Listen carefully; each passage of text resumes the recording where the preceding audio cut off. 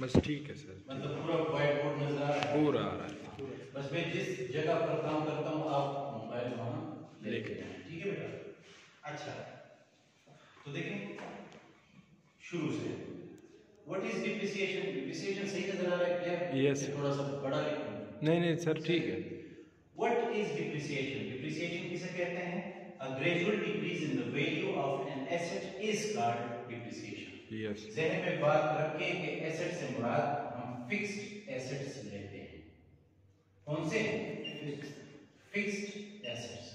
और fixed assets वो होते हैं जिनकी लाइफ 1 साल से ज्यादा अरसे की होती है, जिनसे आप फायदा 1 साल से ज्यादा अरसे तक हासिल करते हैं, वो हमारे साथ क्या है? फिक्स्ड एसेट्स है। जो करंट एसेट्स हैं उनके फायदे आपको 1 साल के अंदर अंदर मिलेंगे या ज्यादा से ज्यादा 1 साल तक आपको मिलेंगे। तो यहां पर हमारे पास ये वो वैल्यू होती है या वो डिक्रीज होती है जो किसी फिक्स्ड एसेट की कीमत में वक्त गुजरने के साथ साथ या इन रीजंस की वजह से उस एसेट के कीमत में कमी आए, उसको हम डिप्रिसिएशन कहते हैं। ठीक है जी। बाकी मिसाल है आपके पास, फॉर एग्जांपल अगर आप ट्रक खरीदते हैं, अगर आप कोई गाड़ी खरीदते हैं, कोई स्कूल वगैरह है उसके लिए आप बस खरीदते हैं, मोटर कार खरीदते हैं, ठीक है जी। इसी तरह आप कोई मशीनरी खरीदते हैं, कोई प्लांट आप खरीदते हैं। अब प्लांट और मशीनरी दोनों में क्या फर्क है? प्लांट और मशीनरी दोनों में क्या फर्क है? मशीनरी देखिए बेटा छोटी होती है, प्लांट बड़ी मशीनरी को कहते हैं। यानी कैसी बड़ी मशीनरी? वो मशीनरी जो हिस्सों में आप खरीदते हैं, मतलब एक साथ आपको हिस्सों में मिलती है, फिर आप उसको अपने कंपनी में ले आते हैं, तो अपने कंपनी में उसको क्या करते हैं? जोड़ लेते हैं और उससे एक मशीन बना लेते हैं जिसको हम कहते हैं प्लांट। तो प्लांट उम्मूमन मुख्तलिफ हिस्सों में तकसीम हुई होती है, 2, 3, 4, 5, 10, 12, 20 हिस्सों में तकसीम होती है। आप ये क्रश का प्लांट देखते हैं ना, क्रश मशीन जो है जो क्रश बनाती है, तो अगर वो गौर से आप देखें तो उसके मुख्तलिफ हिस्से होते हैं। वो हिस्से आप क्या करते हैं? यहां पर आप कंपनी से अपने कंपनी में ले आते हैं, जहां से आपने खरीदा है वहां से आपके साथ मजदूर आ जाते हैं। वो मजदूर फिर आपके साथ यहां पर आपके कंपनी में इस प्लांट को इंस्टॉल कर लेते हैं। क्या कर लेते हैं? इंस्टॉल। यहां तक कि वो आपको चालू करके वो प्लांट दे के चले जाते हैं और इन मजदूरों को आप अपना फीस दे देते हैं। ये पैसे मजदूरी लेकर ये चले जाते हैं, बाकी प्लांट आप अपने मकसद के लिए क्या करते हैं? इस्तेमाल करना शुरू कर लेते हैं। तो मशीनरी छोटी होती है, कोई जनरेटर है, मशीनरी है, ठीक है बेटा? या कोई भी ऐसी मशीन आप किसी कंपनी में ले लें जो एक कंपनी से आपने खरीद ली, उसको एक ट्रक में या किसी भी गाड़ी में डाल के और ले आए, यहाँ पर स्विच ऑन कर दिया और मशीन चालू, तो वो मशीनरी समझ आ गई बेटा? और प्लांट मुख्तलिफ हिस्सों में आए, उसके डिफरेंट पार्ट्स होंगे। तो ये इसके साथ कंप्यूटर्स हैं, इसके भी फायदे आपके साथ, यदि आप 1 साल से ज्यादा फायदे इसके हासिल कर सकते हैं। फिर फर्नीचर है, इसके फायदे भी आपको 1 साल से ज्यादा वक्त के लिए मिलती हैं। बिल्डिंग, लैंड वगैरह। तो मेजॉरिटी जो आप डिप्रिसिएशन कैलकुलेट करेंगे और आपके क्वेश्चन में आएगा ये,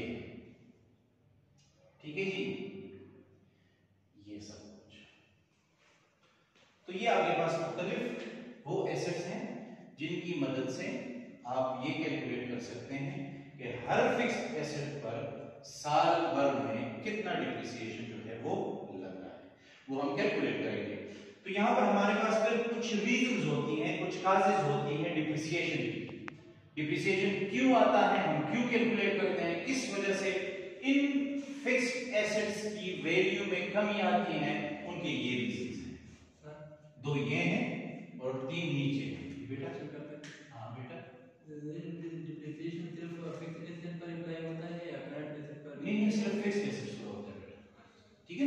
इसीलिए मैंने देखे सारे मैंने फिक्स्ड एसेट्स लिखे हैं। समझ आ गई? अच्छा, अब यहाँ पर हमारे पास क्या है? Wear and tear. Wear and tear देखें, कंप्यूटर्स टूट जाते हैं, फर्नीचर टूट जाता है, होते हैं नहीं होते? अब जरूरी नहीं है। हाँ, तोड़ फोड़ किसमें होती है? बिल्डिंग्स में भी हो सकती है, मशीनरी में भी हो सकती है, कोई साइड टूट जाता है वगैरह वगैरह, कुछ भी हो सकता है। तो जब ये एक्सीडेंट्स हो जाते हैं मोटर गाड़ी वगैरह, उसकी वजह से भी आपकी जो एसेट्स हैं उनकी वैल्यू में कमी आ जाती है। क्लियर है बेटा? फिर है जी डिप्लीशन। डिप्लीशन कहते हैं जब नेचुरल रिसोर्सेज की वैल्यू में कमी आ जाती है। नेचुरल रिसोर्सेज कौन कौन सी हैं? मिसाल के तौर पर ऑयल वेल्स हैं, तेल के जो कुएं होते हैं, आप उससे तेल निकालते रहते हैं, तो जितना तेल आप निकाल लेते हैं उसमें उतने तेल की कमी तो आ जाती है। अब उसकी कैपेसिटी 2 साल, 3 साल, 4 साल, 5 साल, 10 साल बाद तो वही नहीं रहती जो पहले दिन से आप उससे तेल जितना निकालते हैं। तो एक ये है। फिर इसी तरह नेचुरल रिसोर्सेज कुछ और भी ऐसी हो सकती हैं जिसमें आप ये चीजें शामिल कर सकते हैं, कुदरती चीजें होती हैं, उनकी वैल्यू में कमी आ जाती है वगैरह वगैरह। तो ये डिप्लीशन कहलाता है, उसको आप डिप्रिसिएशन नहीं, डिप्लीशन कहते हैं। अब एक और है ऑब्सोलेसेंस, एक्सीडेंट, अमोर्टाइजेशन। कोई चीज आप बार बार इस्तेमाल करते हैं यहां तक कि वो उसको आप मजीद और इस्तेमाल नहीं कर सकते, बस उसके फायदे खत्म हो जाते हैं। जैसे मिसाल के तौर पर कुछ टच मोबाइल्स, मिसाल मैं दे रहा हूं, सिर्फ ऑब्सोलीट कहते हैं, खत्म हो जाता है। एक चीज आपने इस्तेमाल कर ली, उसका इस्तेमाल खत्म हो जाता है, अब आप मजीद उसको इस्तेमाल नहीं कर सकते। वो हो सकता है कि टेक्नोलॉजी में एडवांसमेंट इतनी आई हुई होती है जिसकी वजह से आप उसको और मजीद इस्तेमाल नहीं कर सकते। तो देखें तकरीबन 5, 6, 8 साल पहले जो टच मोबाइल्स थे उनका इस्तेमाल आज भी लोग करते होंगे, लेकिन वो 1000 में 1 या 2 करते होंगे, है ना? बाकी आप लोग वो नहीं करते। अब उससे बेस्ट और सस्ते मोबाइल जो है वो मार्केट में आ चुके हैं, आए हैं या नहीं आए, है ना? तो ये कहते हैं ये। अब देखिए बहुत सारी जनरेटर जो हैं, जो पहले जमाने में मिसाल हम इस्तेमाल किया करते थे, अब वो जनरेटर लोग इस्तेमाल नहीं करते, क्योंकि उससे अच्छे, ज्यादा बिजली पैदा करने वाले, कम शोर मचाने वाले जनरेटर, और या जैसे कम खर्च पे चलने वाले जनरेटर वो आजकल मौजूद है। तो पुराने को लोग क्या करते हैं? कुछ भी नहीं करते, है ना इस तरह की। तो ये आपके साथ क्या है? ऑब्सोलेसेंस है कि इसकी वजह से आप बार बार इस्तेमाल करते हैं, तो उसकी वजह से आपके एसेट्स की वैल्यू में कमी आ जाती है। और कुछ एक्सीडेंट्स हो जाते हैं, जैसे मैंने आपसे कहा कि आप नई बस खरीद लेते हैं, उसकी अलग कीमत होती है। नई बस आपने खरीद ली, महीने बाद उसकी एक्सीडेंट हो जाए, फिर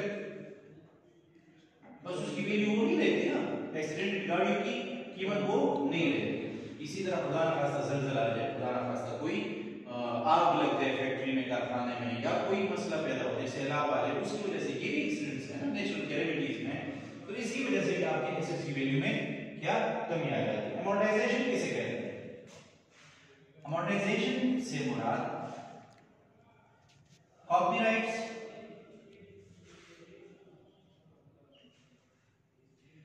और ये पेटेंट्स, ये तो जानते हैं आप लोग, कॉपीराइट्स और पेटेंट्स वगैरह जानते हैं या नहीं जानते? ट्रेडमार्क एटसेट्रा जानते हैं कि नहीं? देखिए आपने बुक लिख दी, आपने वो सिर्फ आपके आइडियाज हैं, आपके अल्फाज हैं, आपने एक गाना गा लिया, हाँ, मुख्तलिफ सिंगर्स हैं ना, वो एक गाना गा लेते हैं, तो उसका गाना फिर कोई और सिंगर नहीं गा सकता।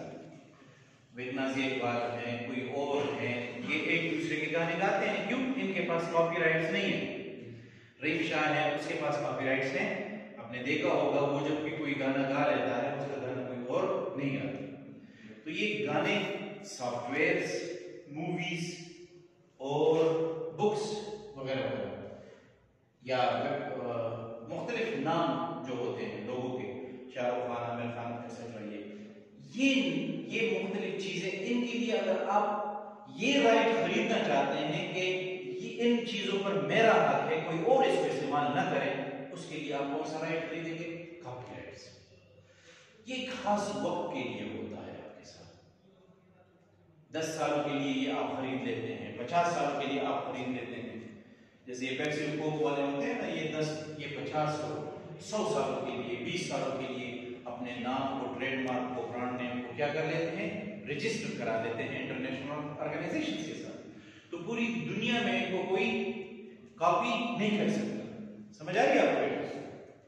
अच्छा, तो ये कॉपीराइट्स, पेटेंट्स, आपने कोई नया प्रोडक्ट बना लिया, कोई नई टेक्नोलॉजी आपने ऐसी बना ली जो पूरी दुनिया में किसी ने नहीं बनाई। अब जब आपने ऐसा कारनामा कर लिया और आपने इस तरह की इजादात और आपने इस तरह की फॉर एग्जांपल कोई इन्वेंशन कर ली, तो इससे प्रॉफिट कमाने का हक भी आप ही का बनता है। तो जब आप ऐसी कोई इन्वेंशन कर लेते हैं जिस कीमत पर आप बेचना चाहते हैं, जो आपको मुनासिब लगे, आपके लिए प्रॉफिट उसमें हो, आप उसमें प्रॉफिट रख के अपना उसको बेचना शुरू कर लें, यहां तक कि एक वक्त आ जाएगा जब आपका वो पेटेंट राइट्स खत्म हो जाएंगे और फिर दूसरी कंपनियां भी आपके मुकाबले में इस तरह के प्रोडक्ट्स क्या कर सकते हैं? मुख्तलिफ फीचर्स के साथ बना सकते हैं। तो जब इनमें कमी आ जाती है, इनकी वैल्यू में कमी आ जाती है, देखिए हो सकते हैं ना, कोई सॉफ्टवेयर है, उसकी फॉर एग्जांपल जब पहली बार वो किसी ने बनाया और उसको फरोख्त करते थे तो वो 50,000 रुपए में, मिसाल के तौर पर फरोख्त किया।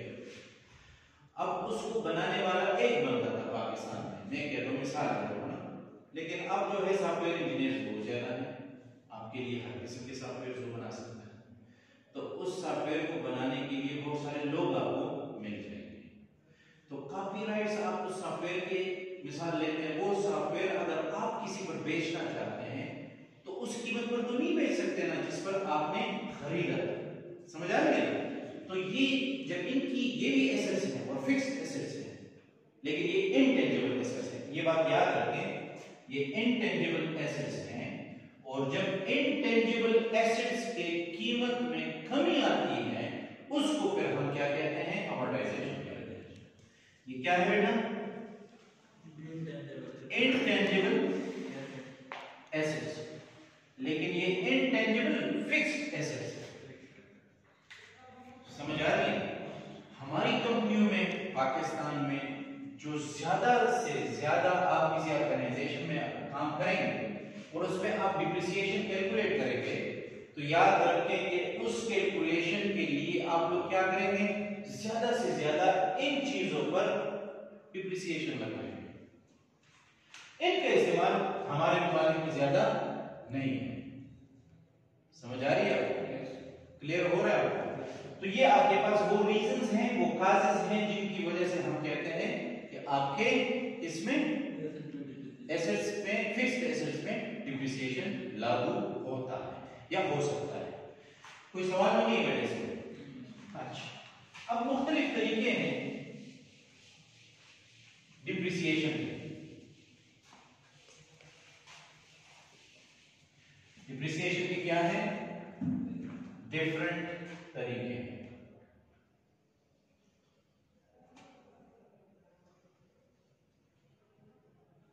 उनमें से जो पहला तरीका है, यूं लिखते हैं आप, मेथड्स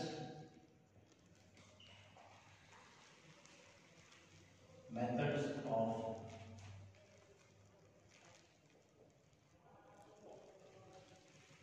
डिप्रिसिएशन। डिप्रिसिएशन के मुख्तलिफ तरीके, तो तकरीबन 9-10 तरीके हैं, उनमें से आज एक हम पढ़ेंगे। ठीक है जी? 9-10 में से एक जो डिप्रिसिएशन का तरीका है वो हम आज डिस्कस करेंगे, जिसको हम कहते हैं straight line method, straight line method. इसको हम ओरिजिनल कॉस्ट मेथड भी कहते हैं, इसको इक्वल लाइन मेथड भी कहते हैं और इसको फिक्स्ड इंस्टॉलमेंट मेथड भी कहते हैं। फिक्स्ड इंस्टॉलमेंट मेथड, सबका एक ही मतलब है, फिक्स्ड इंस्टॉलमेंट मेथड।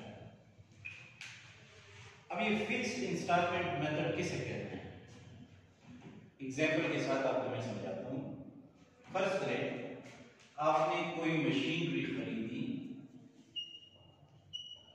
मशीनरी कितने में, 1 लाख रुपए में। कितने में, 1 लाख रुपए की आपने कोई मशीनरी खरीदी, ठीक है जी। अब आपको सवाल में दिया गया होगा स्ट्रेट, जिस तरह है ना स्ट्रेट, बस एक ही बार आपने इसमें डिप्रिसिएशन कैलकुलेट करना है और जो डिप्रिसिएशन आप कैलकुलेट कर लेते हैं फिर अगले 5-10 साल जितनी लाइफ होगी उस मशीनरी की, उतनी ही लाइफ तक, जब तक वो मशीनरी खत्म हो जाए तब तक आप उसके लिए उसी एक रेट पर, उसी एक डिप्रिसिएशन के कीमत पर उसको हर साल डिप्रिसिएट करते जाएं। किस तरह, मिसाल के तौर पर आपको सवाल में दे दिया गया है कि जी हमने 1 लाख रुपए की मशीनरी खरीदी थी, ठीक है जी, या फला कंपनी ने 1 लाख रुपए की मशीनरी खरीदी, उसकी स्क्रैप वैल्यू जो है, क्या स्क्रैप वैल्यू, स्क्रैप वैल्यू को हम ब्रेकअप वैल्यू भी कहते हैं बेटा, ब्रेकअप वैल्यू, और स्क्रैप वैल्यू को हम साल्वेज वैल्यू भी कहते हैं।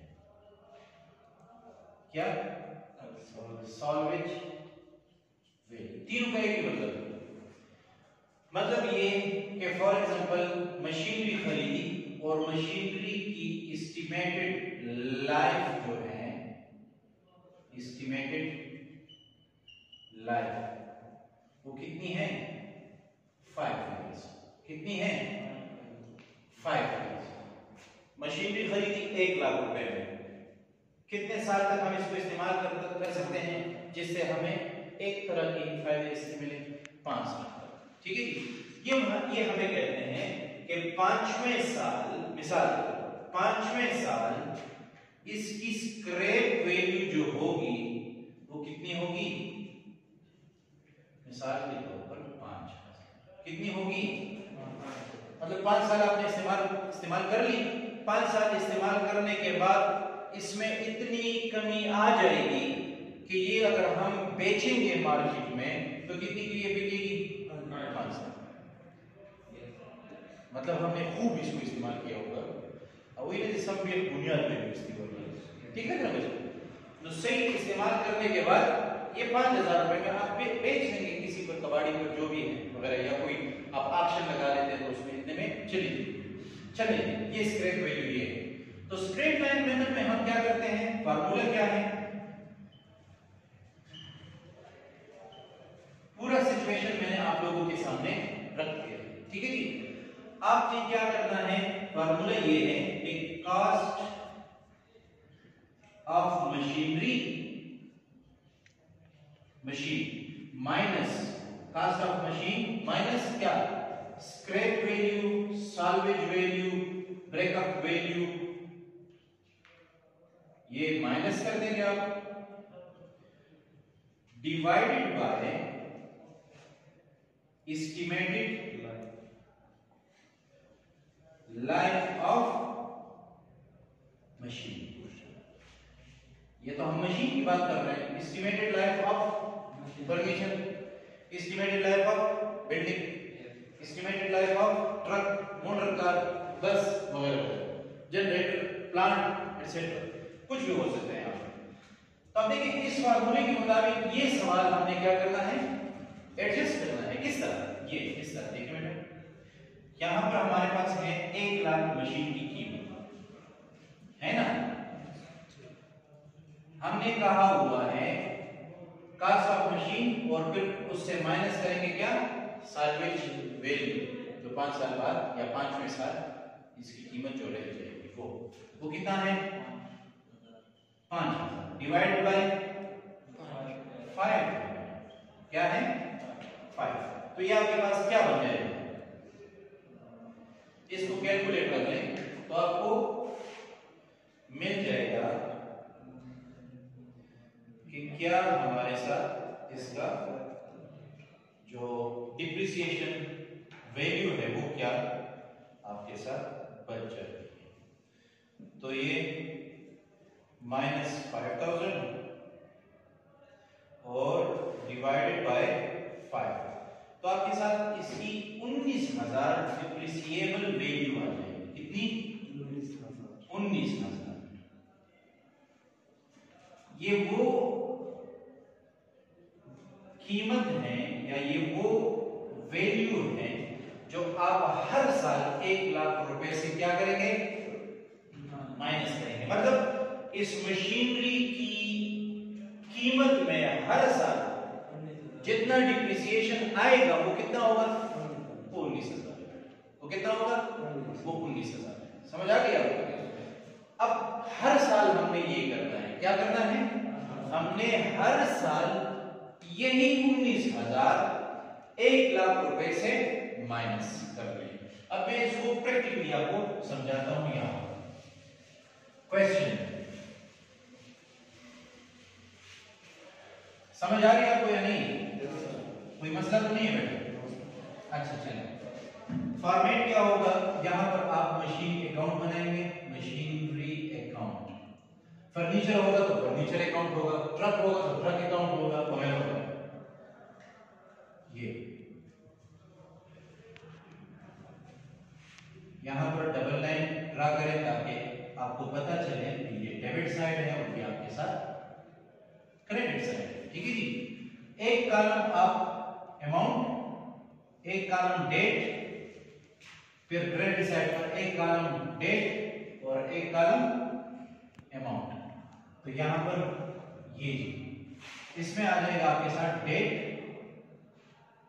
इसमें लिख लें पार्टिकुलर्स। क्या क्या लिखेंगे, पार्टिकुलर। इसमें आप बेशक लिख लें रुपीज, डॉलर्स या अमाउंट, कुछ भी लिख, कैश भी लिख सकते हैं। ठीक है बेटा, अमाउंट और रुपीज बेस्ट है। ये डेट, यहां पार्टिकुलर्स और यहां पर अमाउंट या रुपीज एक लिखना है बेटा, सारे नहीं। अब यहां पर आपने फॉर एग्जांपल हमें यहां पर बता दिया जाता है सवाल में कि हमने 1 जनवरी 2005 को मशीनरी खरीदी कितने की, 1 लाख रुपए।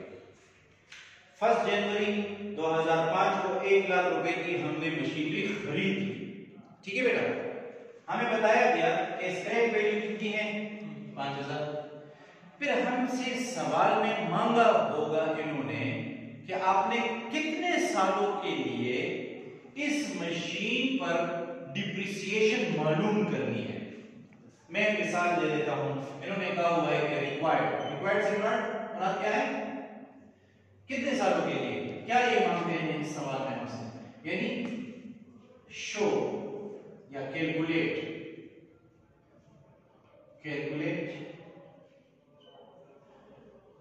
Depreciation for 3 years।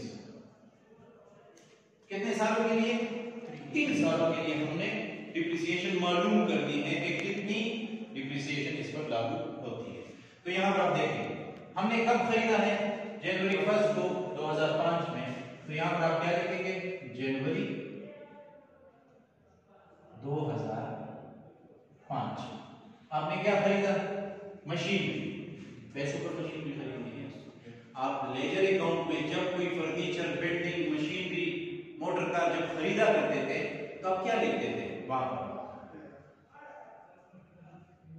चीज जो एसेट्स में इजाफा हुआ है वो लिख देते ना, बिल्डिंग आया है तो बिल्डिंग लिख लेते थे। अपोजिट में आपने कैश दिया है तो आप लिखते क्या, कैश।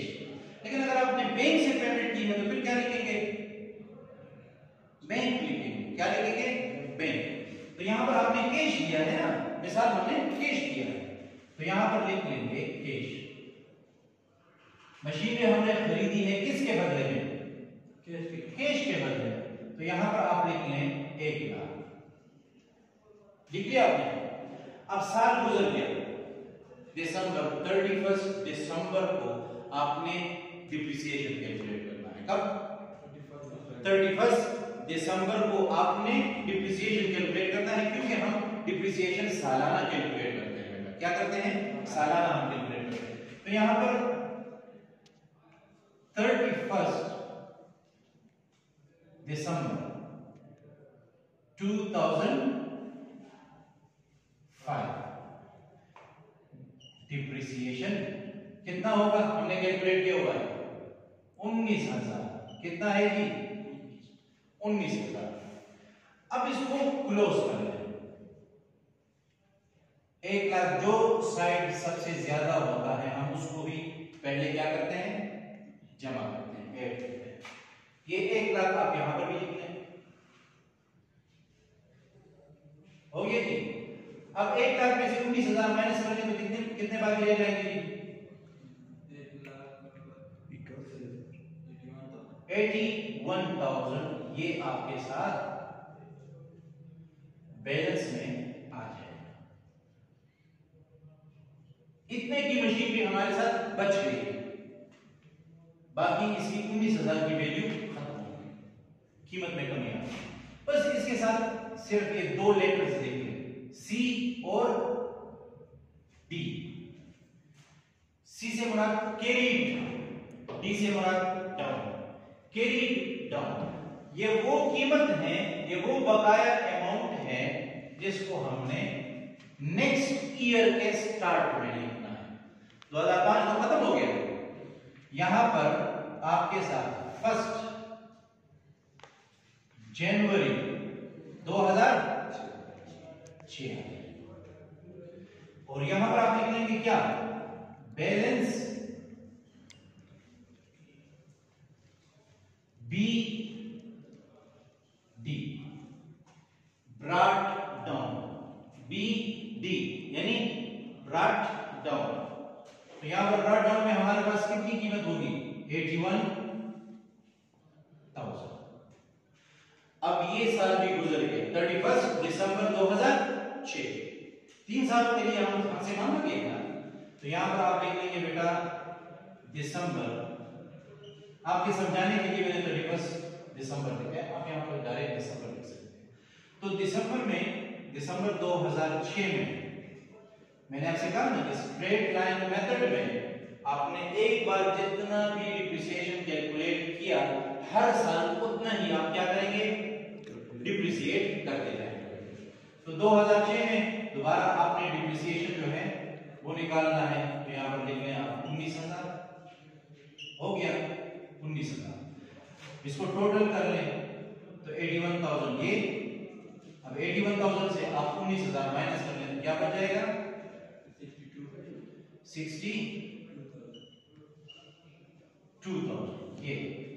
ये क्या है, बैलेंस। क्या लिखेंगे, सी डी। और यहां पर आप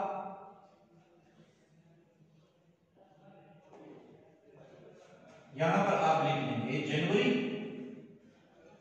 2007 बैलेंस, और साथ में क्या लिखेंगे, बीडी से क्या मुराद है, ब्रॉट डाउन, नीचे ला, ऊपर वाला बैलेंस हम नीचे ले आए, इसका मतलब ये है।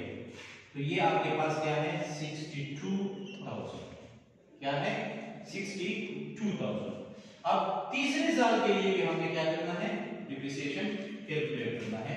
यहां पर आप लिख लेंगे दिसंबर क्या, 2007। तो लिख लेंगे डिप्रिसिएशन कितनी, 19,000। वही है ना, नेक्स्ट ईयर के लिए भी वही आ जाएगा। हाँ जी, आप इसको कैलकुलेट कर लें 62,000 और यहां पर भी आपके साथ 62,000। इसमें से माइनस करके क्या आ जाएगा? 62 में से 19 माइनस कर दें, 43,000। ये बैलेंस के साथ क्या लिखेंगे? सी। अब 3 सालों के लिए मांगा है तो हमने 3 सालों के लिए कैलकुलेट कर लिया। ये दूसरा लाइन जब हम ड्रा कर लेते हैं तो इसका मतलब है कि आपका क्वेश्चन क्लोज हो गया। समझ आ गई आपको बेटा? कोई मसला तो नहीं है? क्लियर है? अब जो सवाल नेक्स्ट क्लास में मैं आपको क्वेश्चन दूंगा, आपको समझा दूंगा, फिर उसके बाद आपसे कहूंगा कि इस तरह का अकाउंट बना लें और उसके लिए फिर आप क्या करें? कैलकुलेशन स्टार्ट करें इसी तरीके। ठीक है बेटा? कोई मसला तो नहीं है?